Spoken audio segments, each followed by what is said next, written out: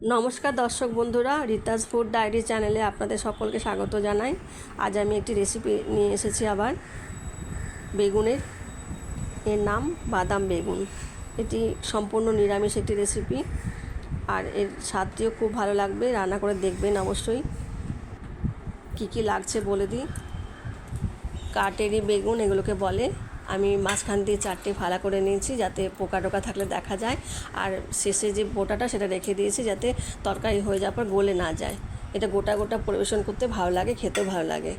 আর বাদাম লাগছে, চিনে বাদাম 1 বাটির একটু কম, শুকনো লঙ্কার গুঁড়ো, ধনে পাতা কুচি, সাদা তেল। বাদাম দিয়েছি বলে এর মধ্যে সাদা তেল দিচ্ছি, আপনারা সরষের তেলও করতে পারেন। হলুদ গুঁড়ো, কাঁচা লঙ্কা 4-5টা ফালি করা আছে, প্রয়োজন মতো নুন,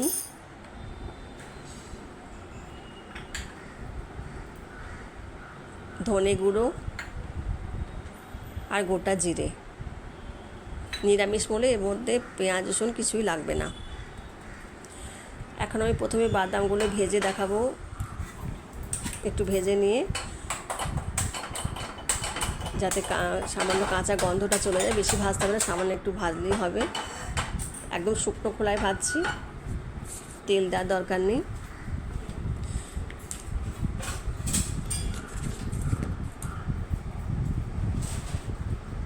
একটু গরম হলে কড়াইটা আমি বাদামগুলো ঢেলে দেবো। এই রান্নাটা বহু বছর আগে আমি আমাদের এক ফ্যামিলি ফ্রেন্ডের বাড়িতে খেয়েছিলাম, খুব ভালো লেগেছিল, তাই রেসিপিটা ওনাদের কাছ থেকে শিখে নিয়েছিলাম। তারপর থেকে আমি প্রায়ই এটা বানাই, বিশেষ করে নিরামিষের দিনে তো আমি চেষ্টা করি এই রেসিপিটা থাকার জন্য, একটা পদ যেন থাকে অন্যান্য পদের মধ্যে। খুব ভালো লাগে খেতে। আপনারা গরম ভাত, রুটি আপনাদের পছন্দ মতো যার সঙ্গে খুশি খেতে পারেন, খুব ভালো লাগবে খেয়ে। দেখবেন বানিয়ে একবার।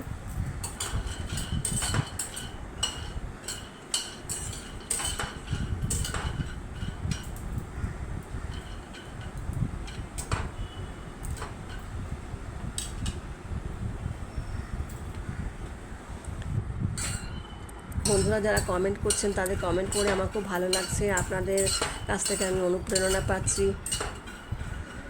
আপনারা যে মূল্যবান সময় দিয়ে ভিডিও দেখেন তার জন্য আমি আপনাদের অসংখ্য অসংখ্য ধন্যবাদ জানাচ্ছি আবার। আর যদি আপনারা পারেন আপনাদের বন্ধু, আত্মীয় স্বজন, প্রতিবেশী তাদের সঙ্গে শেয়ার করবেন যাতে আমার সাবস্ক্রিপশান একটু বাড়ে। বাদামটা ভাজা হয়ে গেছে মোটামুটি, সামান্য একটু দেখা যাচ্ছে গায়ে রং ধরেছে, তাতেই হবে, পুরোপুরি ভাজার দরকার নেই। এবার আমি এটাকে মিক্সির জারের মধ্যে নিয়ে সরিয়ে রাখলাম। কিছুক্ষণ পরে ঠান্ডা হওয়ার পর ওটাকে আমি গুঁড়ো করব। এখন বাকি রান্নাটা দেখাবো। সাদা তেল নিলাম 2 টেবিল চামচ মতো। কড়াই তো গরমই আছে, তাই আমি তেলটাও গরম হয়ে গেল। এখন আমি গোটা জিরে দেবো হাফ স্পুন মতো, 4 চামচের। আর বেগুন মুগগুলোর মধ্যে আমি নুন হলুদ কিছু মাখিয়ে রাখিনি। বেগুনে নুন হলুদ মাখালে ভাজতে ভাজতে গলে যেত তাড়াতাড়ি। আর কারণ এই রেসিপিটাতে বেগুনগুলো গোটা থাকলে দেখতে ভালো লাগে, খেতেও ভালো লাগবে, আর আপনার পরিবেশন করতেও সুবিধা হবে। সেই জন্য আমি নুন হলুদ কিছু না মাখিয়ে শুধু ভালো করে কেটে ধুয়ে রেখেছি। আর এখন আমি একটা একটা করে বেগুন এর মধ্যে দিয়ে দেবো।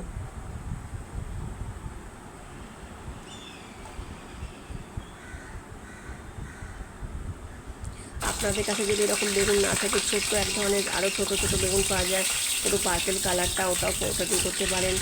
আর একান্তই যদি না থাকে তাহলে বড় বেগুনও ভারী ভারী করে কেটে করা যায়।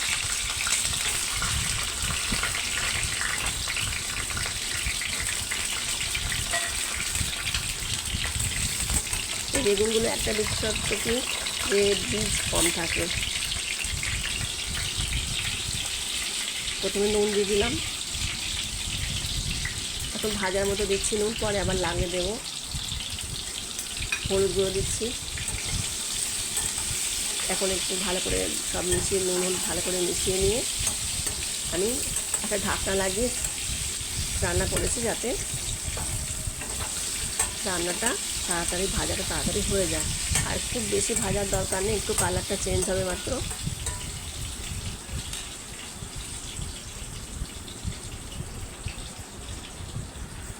রান্নাটা কিন্তু খুব তাড়াতাড়ি হয়ে যায়।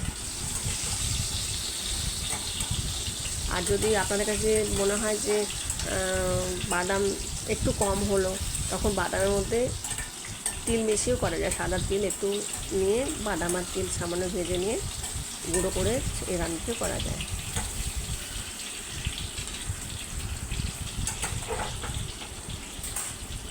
এখন ঢাকনা লাগিয়ে দেবো।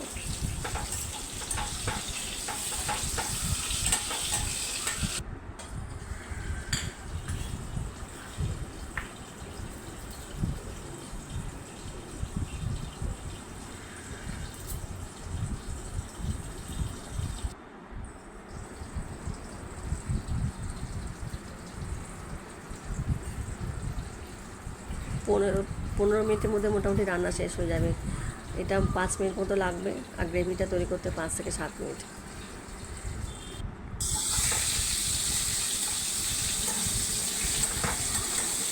ভালো করে উল্টে পাল্টে চারদিকটা একটু ভাজা ভাজা হয়ে যাবে, তখন পর্যন্ত এটাকে ফ্রাই করতে হবে। সামান্য একটু সময়, একটুখানি সময় মতো লাগবে।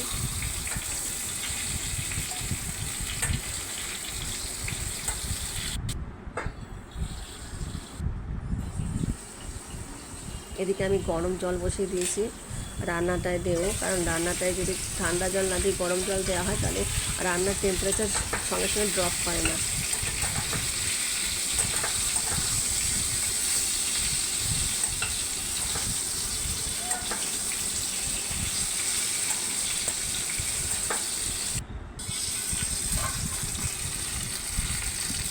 এখন এর মধ্যে শুকনো মশলাগুলো দিয়ে দেবো একে একে। মশলার মধ্যে শুধু ধনে গুঁড়ো, হলুদ গুঁড়ো আর শুকনো লঙ্কার গুঁড়োই লাগছে। প্রথমে ধনে গুঁড়ো দিয়ে দিলাম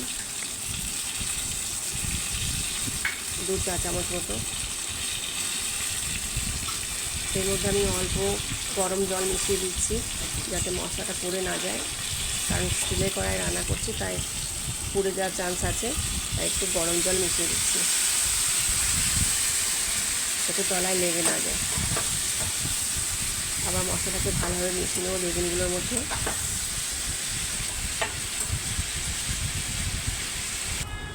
এখন হলুদ গুঁড়ো দিচ্ছি, এখন দিচ্ছি শুকনো লঙ্কার গুঁড়ো, তারপর একটু নুন মেশালাম আবার।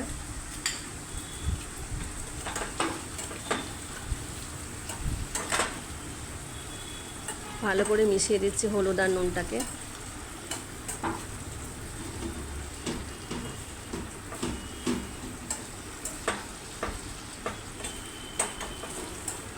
একটু উল্টে পাল্টে দিতে হবে যাতে চারিদিকটা সমানভাবে মেশে মশলাটা।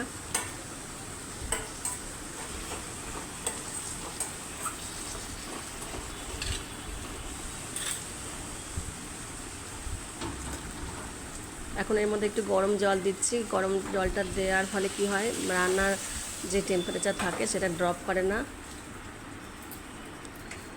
খানিকটা এখন দিলাম, ভালো করে নেড়ে দিচ্ছি।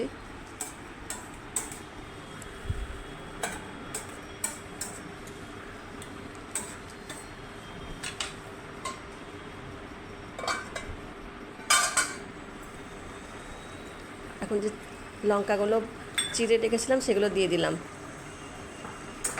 এই লঙ্কার সেন্টটা বেশ ভালো লাগবে তরকারির মধ্যে।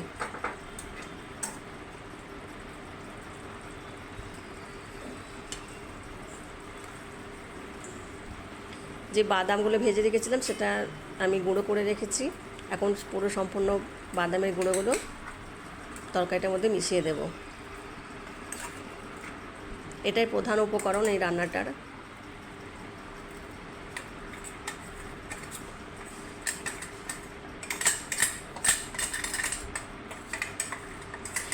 যদি আপনাদের কাছে মনে হয় যে বাদাম একটু কম পড়ছে, তাহলে তার মধ্যে সাদা তিল মিশিয়েও তো রান্না করা যায়। দুটো একসঙ্গে ভালো করে ভেজে নিয়ে তারপরে এই রান্নাটিতে ব্যবহার করলে স্বাদের কোনো পার্থক্য হবে না। এখন আরেকটু গরম জল মিশিয়ে দিচ্ছি গ্রেভিটা যাতে বেশি থিক না হয়ে যায় সেই জন্য, কারণ একটু ফোটাতে হবে এখন তরকারিটা, বেগুনটা যাতে সেদ্ধ হয়ে যায় সম্পূর্ণরূপে।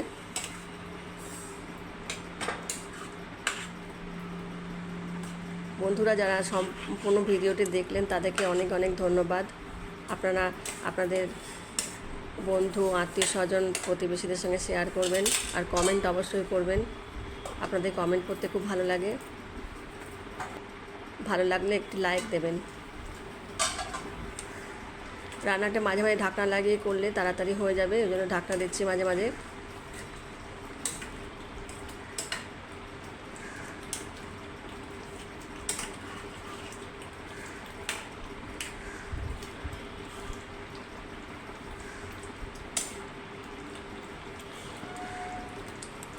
একটু চেক করে নিতে হবে যাতে বোঝা যায় যে বেগুনগুলো নরম হয়েছে,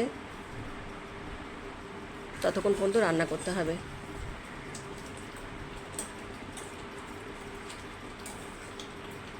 মোটামুটি হয়ে এসেছে, যে থিকনেস হয়েছে এরকমই থিকনেস থাকবে সব গ্রেভিটার।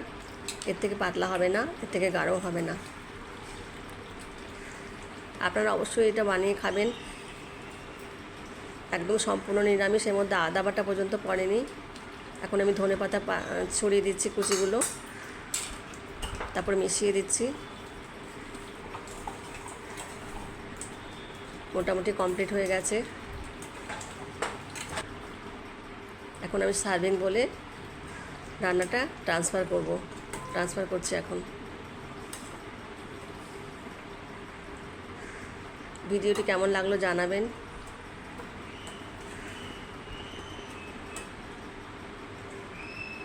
ভাত, রুটি, যে কোনো জিনিসের সাথেই খাওয়া যায় এবং ভালো লাগে খেতে। তৈরি করে দেখবেন একবার বাড়িতে।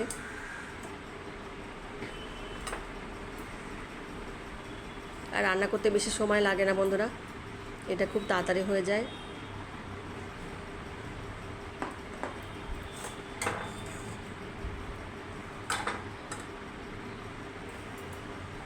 এখন আমি এর উপরে আরেকটু ধনেপাতা কুচি সাজিয়ে পরিবেশন করব। আপনারা সকলে ভালো থাকবেন। আপনাদের অসংখ্য অসংখ্য ধন্যবাদ জানাচ্ছি। সুস্থ থাকবেন। আজকের মতো বিদায় নিচ্ছি বন্ধুরা। আবার পরবর্তীকালে আরেকটি রেসিপি নিয়ে আসব। নমস্কার বন্ধুরা।